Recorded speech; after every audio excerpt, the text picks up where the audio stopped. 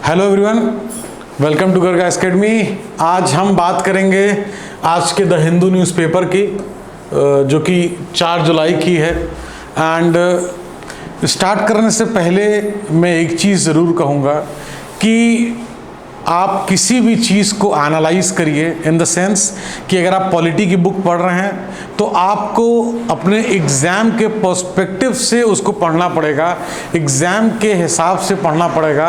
आपको अपनी कन्वीनियंट तो ज़रूर देखनी है, लेकिन एग्ज़ाम के पर्सपेक्टिव से अगर हम देखते हैं तो किसी भी चीज़ में जब हम उसको रीड करते हैं, क्योंकि हमको अगर सिलेबस के बारे में पता है, प्रीवियस ईयर क्वेश्चन के बारे में पता है, तो कहीं ना कहीं हम और अच्छे तरीके से उसको कनेक्ट कर पाते हैं। सो दैट इज़ एडवांटेज जो हम आज के डेट में, अगर ये न्यूज़ एनालिसिस का वीडियो आप देख रहे हैं तो इसको आपको एग्जाम के, अगर मैं इसको जनरल बताने लग जाऊं, बीजेपी इन महाराष्ट्र, स्पीकर और वोट, ट्रस्ट, ये सारी चीज़ें तो एक तरफ हैं, लेकिन आपके एग्जाम में किसी भी पॉलिटिकल पार्टी के बारे में तो नहीं पूछ रहा है। वो क्या पूछेगा, यहाँ पे अगर बात हो रही है, इस न्यूज़ को एनालाइज कर रहे हैं तो यहाँ पे बात हो रही है स्पीकर के लिए, है ना, कि स्पीकर को जो है, जो न्यूली इलेक्टेड स्पीकर है, वो स्पीकर की क्या फंक्शनिंग होती है, स्पीकर को किस तरीके से इलेक्ट कर रहे हैं, कौन वोट कर रहा है। तो किसी भी चीज़ को पहले देख के एनालाइज करिए, जो आपको ठीक लगे। देखिए, ये मेरा सजेशन है,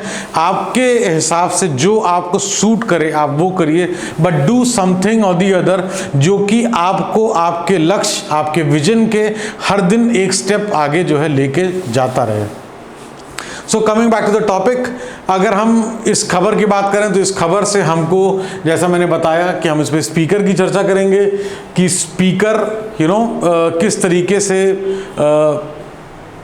क्या क्या फंक्शनिंग रहती है उसकी मेन। बहुत ज़्यादा डीप में नहीं जाएंगे, बट डेफिनेटली एक, क्योंकि इस समय speaker, governor, vice president, president, ये चारों चीज़ बहुत ज़्यादा न्यूज़ में हैं। एंड इलेक्शंस के वजह से president, vice president and governor का बहुत ज़्यादा पीछे कई बार खबरें आई, उस वजह से भी वैसे भी इम्पॉर्टेंट है। एंड कोई चीज़ अगर न्यूज़ में है तो यूपीएससी इज़ नोन कि भाई कहीं ना कहीं जो न्यूज़ में चीज़ें चल रही होती हैं उसको पिक करते हैं, तो इन चीज़ों से हम लोग को और ज़्यादा अपडेटेड रहना है। तो the speaker represent full authority of the house, है ना, whereas a member of parliament, अगर हम पार्लियामेंट की बात करें, एमपी की बात करें, तो रिप्रेजेंट इंडिविजुअल कॉन्स्टिट्यूएंसीज, है ना। तो ये देखिए, ये जो चीजें हैं इसके बारे में कहीं ना कहीं हम लोग को update. The office of the speaker symbolizes, speaker का ऑफिस क्या सिंबलाइज करता है? Dignity, honour, power of the house where over which he और शी इज प्रिसाइडिंग, क्योंकि स्पीकर जो है वो प्रिसाइड करता है, कहीं ना कहीं उसका सिंबलाइज करता है क्या?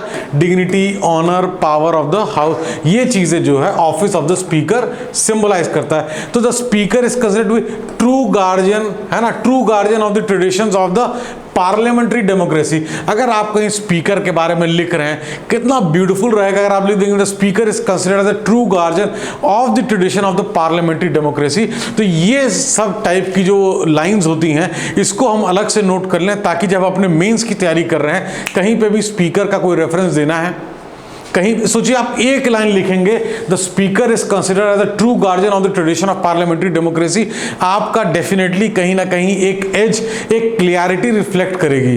तो ये चीज तभी आ सकती है जब हम आज उसका नोट बनाएंगे और कल उसको हम रिवाइज करके यूज करेंगे। The speaker doesn't vacate his और आवर ऑफिस इमीडिएटली। अगर मान लीजिए लोकसभा डिसॉल्व हो रही है, यहाँ पे लोकसभा की अगर हम बात करें, लोकसभा डिसॉल्व हो रही है, तो unless and until first meeting हो जाए किसकी? द न्यूली इलेक्टेड लोकसभा की, तब तक जो स्पीकर है वो कंटिन्यू करते हैं। ये एक बहुत इंपॉर्टेंट फैक्ट है, ये कंफ्यूज करके प्री में क्वेश्चन आ सकता है, तो डेफिनेटली इसके बारे में आपको अच्छे से पता होना चाहिए। When the Lok Sabha is dissolve, ठीक है, जब लोकसभा जब डिसॉल्व हो जाती है, जब कहते हैं कि जब भंग हो गई, जब when Lok Sabha is dissolve, the speaker ceases to be a member of the house but he और she doesn't vacate his or office. तो मेंबरशिप जो है वो सीज हो जाती है, क्योंकि जब हाउस डिसॉल्व हो गया है तो सबकी मेंबरशिप सीज, लेकिन जो उसका ऑफिस है वो उसको जो है वो वकेट नहीं होता है, जैसा कि हमने इस पॉइंट में भी देखा और इस पॉइंट में भी देखा। तो these are certain facts and figures जो कि हमको चीजें पता होनी चाहिए, है ना, जब हम स्पीकर की यहाँ बात कर रहे हैं। और स्पीकर डेप्यूटी स्पीकर होता है किसमें, लोकसभा में, तो उसके एस्पेक्ट से हम बात कर रहे हैं। और क्या राज्यसभा में कौन होता है, राज्यसभा में चेयरमैन कौन होता है, एक्स ऑफिशियो चेयरमैन कौन है, वाइस प्रेसिडेंट ऑफ इंडिया, है ना। तो अब रेजिग्नेशन की बात करें तो who shell the Lok Sabha speaker submit his और रेजिग्नेशन टू, है ना।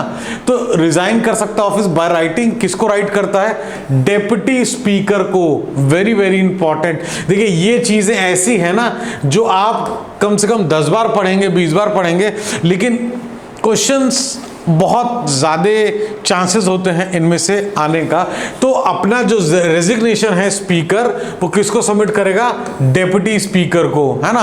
Can the Lok Sabha speaker be removed, है ना।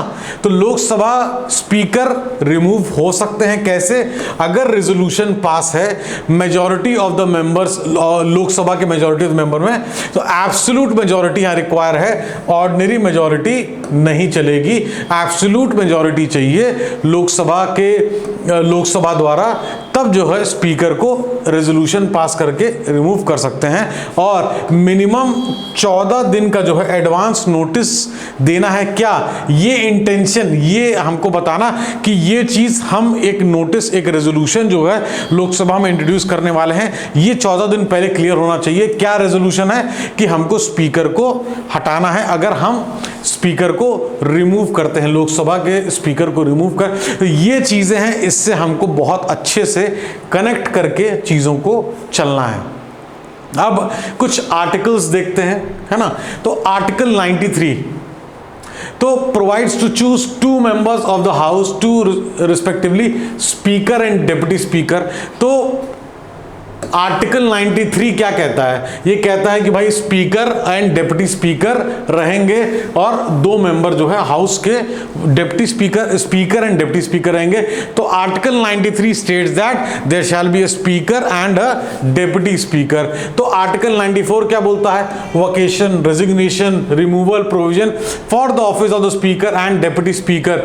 ये 94 जो है ये vacation, resignation, removal of the office of speaker and deputy speaker के बारे में स्टेट करता है। आर्टिकल 95 क्या करता है, power of the deputy speaker और other person to perform the duty of the office और to act as the speaker. अगर स्पीकर के उस अकॉर्डेंस में एक्ट करना है, डेप्यूटी स्पीकर को एक्ट करना है, तो उनका क्या पावर है, क्या ड्यूटीज परफॉर्म करनी है, ये कहाँ आर्टिकल 95 करता है। Article 96 the speaker or the deputy speaker not to preside while a resolution for his her removal from the office under the consideration.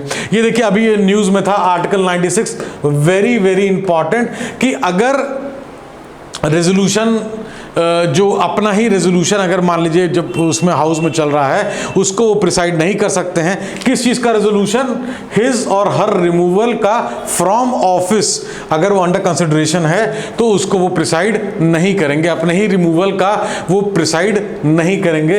इस चीज़ को हमको देखिए, इस चीज़ में कोई कंफ्यूजन नहीं होना चाहिए। एक ऑफिस की बात करता है, दूसरा वकेशन, रेजिग्नेशन, रिमूवल की बात करता है स्पीकर एंड डेप्यूटी स्पीकर की।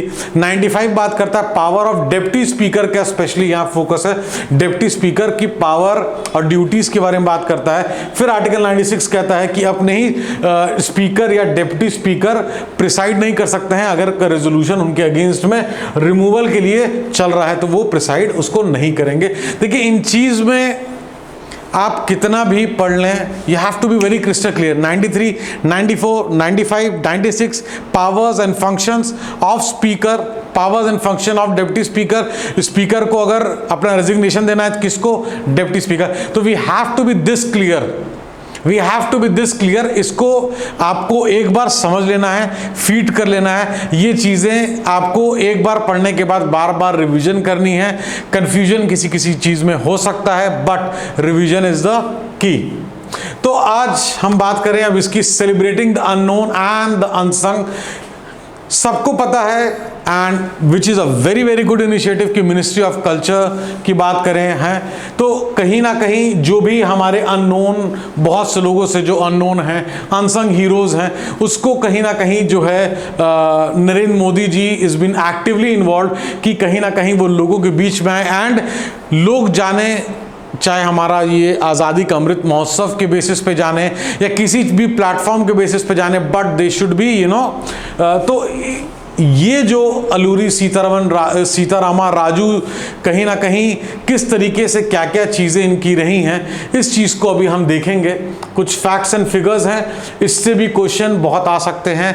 ट्राइबल एंड पीजन मूवमेंट से क्वेश्चंस आते हैं और डेफिनेटली ये बहुत इंपॉर्टेंट है। अलूरी सीतारामा राजू, है ना, 1897 टू 1924 इंडियन रेवोल्यूशनरी। अब कहते हैं ना कि नोट्स कैसे बनाएं, नोट्स कैसे बनाएं, बहुत से लोगों को क्वेश्चन होता है, बहुत से लोग मैसेज करते हैं। तो ये है, पहले हम डालें अलूरी सीतारामा राजू 1897 98 से 1924, ठीक है। उसके बाद क्या इन्होंने क्या किया, वेज्ड एन आर्म्ड कैंपेन अगेंस्ट किसके, British colonial rule in India के अगेंस्ट में आर्म्ड कैंपेन जो है इंडियन रेवोल्यूशनरी। तो ये चीज से हम इसको 4 शब्द से प्रिसाइजली नोट कर लिया। प्रेजेंट डे आज की डेट में जो आंध्र प्रदेश का एरिया है वहां पे, एंड कहीं ना कहीं involve in what, opposing the British in response to 1882 Madras forest act, है ना, जो रिस्ट्रिक्शन लगा था मद्रास फॉरेस्ट एक्ट की वजह से, उसके रिस्पॉन्स में जो है उसको अपोज करने में इफेक्टिवली रिस्ट्रिक्टेड क्या, free movement of Adivasis in their forest habitat. तो अब अगर पूछ ले मद्रास फॉरेस्ट एक्ट, तो यहीं से हमको निकाल लेना है कि 1882 मद्रास फॉरेस्ट एक्ट क्या था, रिस्ट्रिक्ट करता था, किस चीज के ऊपर रिस्ट्रिक्ट करता था, फ्री मूवमेंट, कहां पे, किसका, आदिवासी का, कहां पे, इन देयर फॉरेस्ट हैबिटेट पे। तो we have to be this clear. पहले हमने हेडिंग डाली क्या, 1882 मद्रास फॉरेस्ट एक्ट, उसके बाद क्या था, ये रिस्ट्रिक्ट करता था किसको, फ्री मूवमेंट को, फ्री मूवमेंट किसका, आदिवासी का, कहां पे, फॉरेस्ट हैबिटेट, डन। तो prevented them from practicing a traditional form of agriculture known as podu. तो अगर कोई आपसे पूछ ले पोड़ू, तो पोड़ू यहां पे practising a traditional form of agriculture, यहां सीधे सीधे बात हो रहा है, प्रेजेंट डे आंध्र प्रदेश के रीजन में ही आएगा। 1882 Madras forest act, Adivasi, Alluri Sitaraman Raju, Indian revolutionary, campaigning against British colonial rule in India that time. तो ये चीजें we have to be crystal clear with these things. अगर क्रिस्टल क्लियर नहीं रहेंगे, हजारों कॉन्सेप्ट हैं, बहुत मुश्किल हो जाएगा डिफर करने में, अपने आप को तैयार करने में। तो मेरा ये सजेशन है कि अगर आप इस तरीके से किसी भी चीज़ को एक पेज देखेंगे तो दिक्कत लगेगी, लेकिन एक पेज में 15 लाइन लिखी हुई, एक एक लाइन को इंडिविजुअली देखेंगे तो it's gonna be a easy task.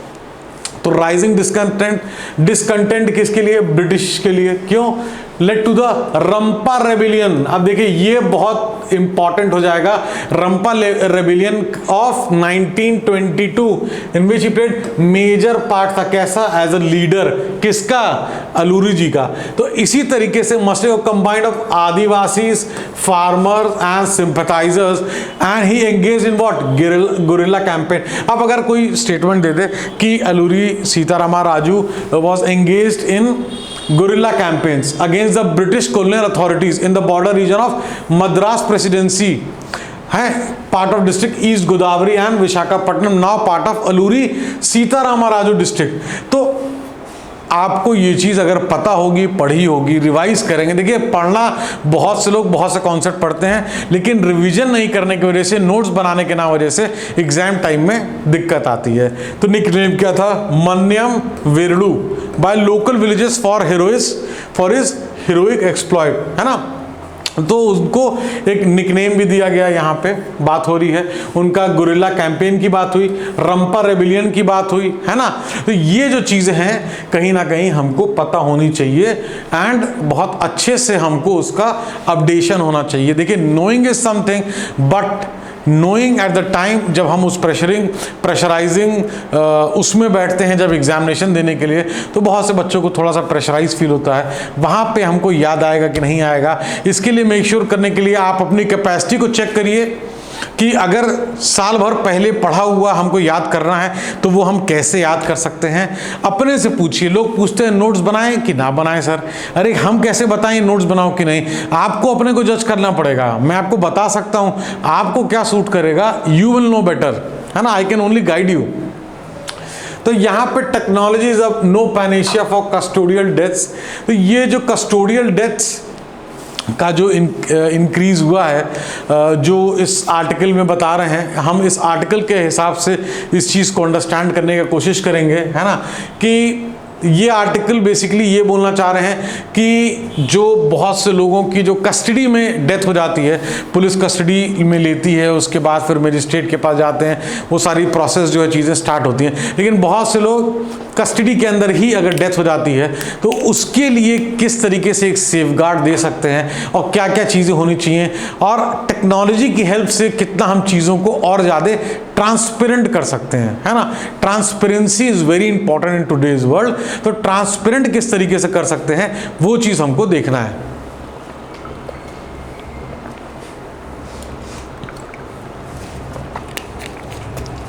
तो ट्रांसपेरेंसी के लिए अब यहाँ पे जो डेटा है कस्टोडियल वायलेंस के लिए, बिटवीन 2001 एंड 2018 करीब 1727 लोग कस्टोडियल डेथ इनकी हुई, पुलिस कस्टडी में इनकी डेथ हुई। कितना? 1727 लोगों का, जिसमें कि सिर्फ 26 पुलिसमैन वेयर कन्विक्टेड। तो 1727 में से 26 वारदात ऐसी हुई, या 1727 लोगों की जो डेथ हुई उसमें से सिर्फ 26 पुलिसमैन जो है वो कन्विक्ट किए गए फॉर सच डेथ्स। तो देखिए ये जो डेटा जो मैं बात कर रहा हूँ वो टोटली इस आर्टिकल में दिया है, मैं सिर्फ आपके सामने रख रहा हूँ। कहने का ये मतलब है कि आज के डेट में इस डिजिटल वर्ल्ड में, इस डिजिटल फॉर्मेट में where we are living right now, इस डिजिटल फॉर्मेट में अगर हम टेक्नोलॉजी का यूज़ करेंगे तो टेक्नोलॉजिकल सॉल्यूशंस की यहाँ बात हो रही है ना। तो क्या क्या टेक्नोलॉजिकल सॉल्यूशन है उसको हम देखेंगे, किस लिए कि हम प्रिवेंट कर सकें, है ना, for prevention what of custodial death. तो उसका सबसे ज़्यादा टेक्नोलॉजिकल सॉल्यूशन जो है उसको हम देखेंगे, जैसे बॉडी कैमरास की यहाँ बात हो रही है ना, ऑटोमेटेड एक्सटर्नल डिफिब्रिलेटर की बात हो रही है ना, technology, and there is no doubt that technology can help avoid police custodial death. तो डेफिनेटली अगर मान लीजिए कोई भी चीज़ कैमरे के सामने हो रही है, कोई भी चीज़ के साथ, जैसे यहाँ पे ऑटोमेटेड एक्सटर्नल डिफिब्रिलेटर की बात हो रही है ना, तो कहीं ना कहीं जो ऑफिसर है उसको, उसकी जो लायबिलिटी है, उसकी जो रिस्पॉन्सिबिलिटी है वो उस केस में और ज़्यादा बढ़ जाती है जब कोई भी कैमरे की नज़र में होता है। तो यहाँ पे body camera, automated external defibrillator की बात हो रही है। आगे और भी चीज़ों का जिक्र है जिसको हम एनालाइज करेंगे। डिसेप्शन डिटेक्शन टेस्ट, DDTs, है ना, विच डिप्लॉयड टेक्नोलॉजीज। अब फिर यहाँ देखिए DDTs आप डाल सकते हैं हेडिंग, DDTs। पॉलीग्राफ की बात हो रही है, नार्को एनालिसिस की बात हो रही है, ब्रेन मैपिंग की बात कर रही हैं, और ये एक बहुत वैल्यूएबल इंफॉर्मेशन जो है दे सकता है, not only to criminal regarding only to a criminal regarding a crime, है ना। तो अगर हम बहुत ज़्यादा एक ईजी वे निकाल सकते हैं किसी भी, अगर यहाँ जो बात हो रही है, अगर इस टेक्नोलॉजी को अडाप्ट करते हैं तो वो एक जो इंटरफेस है, चाहे वो बातचीत का इंटरफेस हो या उसको बहुत कन्वीनियंट जो है बना सकता है, जिसमें यहाँ पॉलीग्राफ, नार्को, ब्रेन मैपिंग की बात हो रही है ना। तो कोड भी ऑब्जर्व करिए, क्या कोड ऑब्जर्व करी है कि state could not perform narco analysis, polygraph and brain mapping test on any individual without their consent. तो एक चीज़ और है, देखिए फैक्ट मैटर आपका कि कोर्ट ने क्या ऑब्जर्व किया है कि अगर किसी से पूछ लिया जाए, मान लीजिए आपके उसमें आ जाए कि narco analysis, polygraph, brain mapping can be done without the consent of the person according to this, तो आपको ये क्या होगा, एक तरीके से आपको एक प्रेशर में लेके आएगा कि यार ये लिखा हुआ है कि इसके अकॉर्डिंग कर सकते हैं, क्या चेंज हुआ है, क्या पहले ऐसा था क्या। तो जो स्टेटमेंट है वो ट्रू है या फॉल्स है, तो इसमें समझ में आ जाएगा कि नहीं, विदाउट देयर कंसेंट आप इस टेस्ट को नहीं कर सकते हैं। इसीलिए बहुत से स्टेट इस टेस्ट को परफॉर्म ही नहीं कर पाते हैं, है ना। और with informed consent, however, any information or material discovered during the brain fingerprinting system test can be a part of the evidence। देखिए ब्रेन फिंगरप्रिंटिंग सिस्टम है ना। ब्रेन फिंगरप्रिंटिंग सिस्टम किसका पार्ट है? ये भी इसका पार्ट है डिसेप्शन डिटेक्शन टेस्ट का, है ना। As the BFS brain fingerprinting system is a high end technology, है ना। Brain fingerprinting system high end technology है, एक्सपेंसिव है, और बहुत से स्टेट ऐसे हैं जहां पे अभी भी वो अवेलेबल ही नहीं है ना। तो ये यहाँ पे टेक्नोलॉजी की बात हो रही है, ट्रांसपेरेंसी की बात हो रही है फॉर सोसाइटी, कस्टोडियल डेथ के ऊपर चेक्स की बात हो रही है, एंड करंट जो डेटा दिया है उसको भी हमने देखा, और उसके हिसाब से हम चीज़ों को समझ सकते हैं इन टेक्नोलॉजीज़ को, एंड किस हिसाब से ये कन्वीनियंस फॉर पुलिस प्लस जो पर्सन है दोनों के लिए जो है ये कन्वीनियंट होगा। अब बात करें, ये एक आर्टिकल है जहाँ पे जो आपने देखा कि लैंडस्लाइड जो मणिपुर में जिसकी वजह से अराउंड डेथ टोल जो इस आर्टिकल में लिखा है कि 37 लोग का है, and 28 people remaining trapped below the debris. तो दीज थिंग्स ये वेकअप कॉल करके लिखा है। क्या लगता है वेकअप कॉल सवेरे का अलार्म है? नहीं, it's a wake up call. The जो आर्टिकल में यहाँ बात हो रही है is a wake up call for ourself कि अगर हम development versus ecology, development versus environment को हम बैलेंस करें, एक तराजू में तौलें, तो क्या हम उसको बैलेंस अप्रोच लेके चल रहे हैं? देखिए, डेवलपमेंट के बगैर वो डेफिनेटली दैट कांट हैपन। ये मणिपुर की बात हो रही है ना। किसी भी एरिया की अगर आप बात करें तो डेवलपमेंट हैज टू हैपन, है ना। अगर डेवलपमेंट नहीं होगा तो फिर क्या दिक्कत होगी? डेवलपमेंट नहीं होगा तो इंफ्रास्ट्रक्चर डेवलप नहीं होगा, है ना। स्कूल्स, है ना, कॉलेजेस,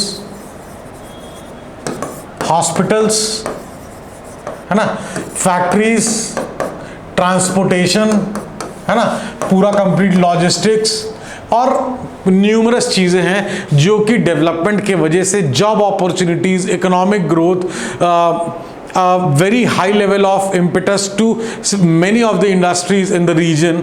और आप कहीं ना कहीं बहुत से, चाहे हम मेघालय की बात करें, चाहे हम लैकाडोंग टर्मरिक की बात करें, बहुत से ऐसे रिसोर्सेज हैं जो कि आज भी अनटैप्ड नॉर्थ ईस्ट एरिया में अवेलेबल हैं, और उसको हम यूज़ कर सकते हैं वहाँ की जनता को, इंडिया के इकोनॉमिक ग्रोथ को बूस्ट करने के लिए, एंड वहाँ पे और ज़्यादा अपॉर्चुनिटीज़ को इंक्रीज करने के लिए। लेकिन everything should be done in a balance approach, है ना। बैलेंस अप्रोच जरूरी है, और कोई भी डेवलपमेंट अगर हम कर रहे हैं तो उसमें लोकल्स का इन्वॉल्वमेंट जरूरी है ना। लोकल्स का इन्वॉल्वमेंट से क्या होता है, बहुत सी चीज़ें होती हैं। जैसे मेघालय में जो ब्रिजेस बनते हैं, जो पेड़ के रूट से कनेक्ट करके लकड़ियों से क्रिस क्रॉस करके, उसकी जो टेक्निक है वो वहाँ के लोकल ही जानते हैं, है ना।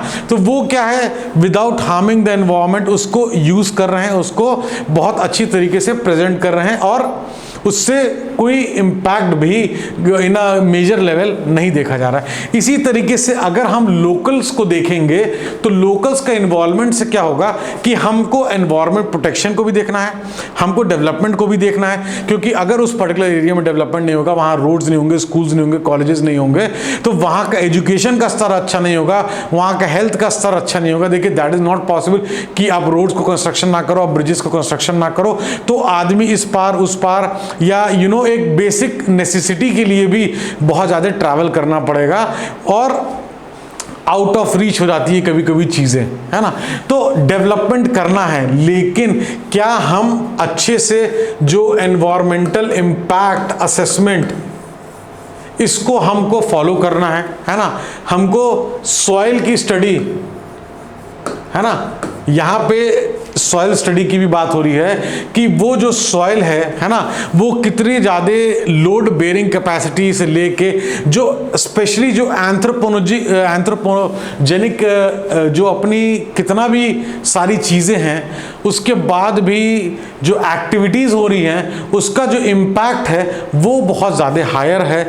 आज ये जो मणिपुर में हम देख लें, या जो फ्लड्स हम देख लें जो असम एंड मेघालय में, या पीछे केरला में आया था, या बहुत से लैंडस्लाइड्स या उत्तराखंड में अभी रिसेंटली आया था, तो कहीं ना कहीं इन सारी चीज़ों के ऊपर जो एंथ्रोपोजेनिक एक्टिविटी है, इसका ह्यूमन मेड जो एक्टिविटीज़ है, ह्यूमन मेड जो डेवलपमेंट है, क्या हम डेवलपमेंट को और एनवायरनमेंट के प्रोटेक्शन को हैंड इन हैंड पैरेलली लेके चलें तो ज़्यादा बेनिफिशियल होगा कंपेयर टू अगर हम किसी भी चीज़ को इस तरीके से लेके चलें कि नहीं, वो भले हमारा नुकसान हो सकता है करे, हो सकता है ना करे, लेकिन हमको किसी भी टाइप के डिज़ास्टर से लोगों को, एरिया को, हर चीज़ को बचा के चलना है। बिकॉज एनवायरमेंटल इम्पैक्ट असेसमेंट किसी भी प्रोजेक्ट के लिए नेसेसरी है। और किसी भी रेनफॉल प्रोन एरिया है, मान लीजिए अगर जो सॉइल है वो कहीं से भी वीक होगी, हैवी रेनफॉल में फिर लैंडस्लाइड के चांसेस और ज़्यादा बढ़ जाते हैं। तो ये चीज़ हमको देखनी है कि हम देखिए, डेवलपमेंट भी करना ज़रूरी है और एनवायरनमेंट को भी प्रोटेक्ट करना ज़रूरी है। दोनों को हैंड इन हैंड कैसे लेके चल सकते हैं, ये चीज़ जो एक्सपर्ट्स हैं, जो गवर्नमेंट है, वो डेफिनेटली बेटर स्टडी करके उसको इम्प्लीमेंट कर सकते हैं। लेकिन दोनों पैरेलली चलें, हैंड इन हैंड चलें, तो वो ज़्यादा बेनिफिशियल है। बाकी इस आर्टिकल को हमने एनालाइज किया है कि किस तरीके से चीज़ें जो भी जो हायर नंबर ऑफ कैजुअलिटीज़ हुई हैं, या मिनिस्ट्री ने भी खुद बोला है कि कहीं ना कहीं जो मॉडिफिकेशन या construction, widening of road, Koring, fragile lithography, complex geological structure and heavy rainfall, ये सब जो कारण हैं ये कहीं ना कहीं सामने दिख रहा है कि जिसकी वजह से वो जो मणिपुर में या अन्य जगह भी देखने को मिल रहा है एनवायरमेंटल इम्पैक्ट, उस चीज़ को हमको बैलेंस अप्रोच करके चलना है। तो आज के डेट में ये आपका एनवायरनमेंट से रिलेटेड, डेवलपमेंट से रिलेटेड, डेवलपमेंट का इम्पैक्ट ओवर द क्या बोलते हैं एनवायरनमेंट, इससे रिलेटेड ये सारी टॉपिक से ये रिलेटेड आर्टिकल था जिसको हमने एनालाइज किया। मेरे को जो समझ में आया अपने पर्सनल लेवल से, I tried my level best कि आपको आसान तरीके से समझाया जाए, जिसको आप नोट कर सकें, हेडिंग्स डाल सकें और नोट्स भी अपना खुद बना सकें। देखिए, मेरे लिए बहुत आसान है कि नोट्स बना के आपको मैं फॉरवर्ड कर दूं और आप उसको याद कर लें, लेकिन ट्रस्ट मी, आप अपना नोट्स बनाने में आज आधा घंटा समय ज़्यादा लगाएंगे, लेकिन कल के डेट में ये आधा घंटा आपका बहुत यूज़फुल होगा नोट्स को रिवाइज करने में। तो बाकी do your best, what ever suits you. मैं आपको सिर्फ एक जनरल तरीके से गाइड कर सकता हूँ। I try my level best. Thank you so much watching the video.